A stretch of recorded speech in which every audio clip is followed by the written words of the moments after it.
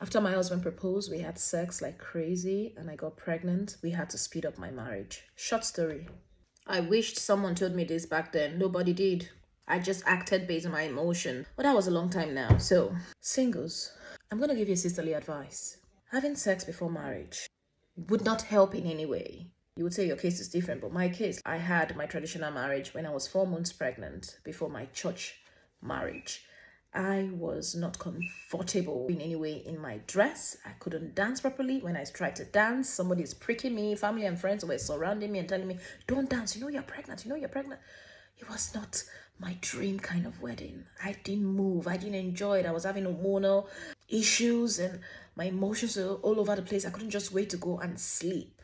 We got married and having sex again was now out of the question because I was not in the mood anymore to have sex until when I feel I'm a bit rested and look for a position. I was stressed. Then the kid came. Bless my baby. I'm so glad I have my baby. But then 16 years ago, it was stressful for a new couple. My attention was divided. My husband's attention too was divided. We were not really having it because we were pressured to look after a newborn baby. We've not even nurtured the relationship yet because we've not really even bonded like couples should because there have been a pregnancy and then a child on the way. But advice, singles, if you can abstain from sex until you're married, aside from the religious implication, because I'm talking to the Christian singles right now, you wanting to offend God, there are other things to look at. There is the physical consequences that can happen. You've not even tested yourselves to see if you have any diseases that needs to be treated, or you could even get pregnant. Those are the physical consequences. Then you see that the man is not even ready to nurture a child yet, or maybe his perspective changes after he has had sex with you, and then you are left to be a single mom. Aside the physical aspect, the emotional shame that you get to feel, your conscience will keep pricking you, the guilt and all of those emotions all over the place in your head, your heart. Aside that, there's also the fact that you don't get to concentrate or stay focused on your personal growth and development. You're focusing on your career growth, your education, anything that can help you grow without the complexity of sexual relation.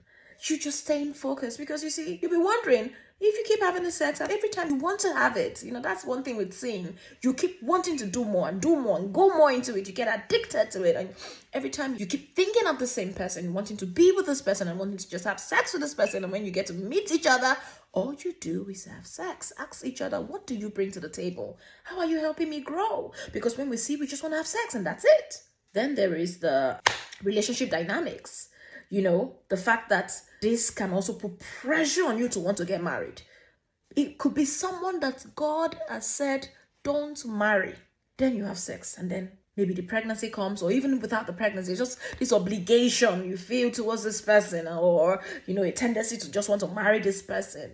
There's no need for all of that. I know I'm not your mother, but hey, I try my best to give the little piece of advice based on my own experience. I would advise you get married well. Wear your kiddos. Just deck up. Wear that dream wedding dress or your traditional dance like no one is watching. Enjoy the whole show. Let your wedding be a show, for crying out loud. Like, you can bend down, you can do stuff. Then have all the sex you want to have on the bed, a chair. There's this fantasy one of my friends says she has. She watched a movie and then she longs to have sex on a ship cruise. Have it. Travel around the world. Have all the sex you want before you start thinking of getting pregnant and welcoming children. I know what I am saying. I would even say give yourself 6 months. Get to know yourselves better.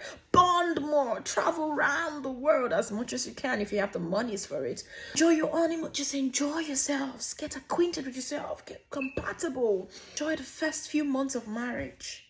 Then you can get pregnant. Just relax. It is best you eat that yam when the yam is really done. Imagine you rushing off eating or stealing yam from a cooking pot. The yam is boiling. Either it's undone and you're rushing it, you will not enjoy it. Calm down. The yam is ready. You fry egg or you put palm oil and uba and all those things. Or pound the yam where eat it however way you like. These are things nobody will ever tell you. Because the way this generation is going, someone has to speak up and advise. So it's left for you to take it or leave it. Get my course, Bedmatics 101 for every Christian couple, so that when you get married, you can enjoy a blissful marriage with all the sex you want to have in the world. You know.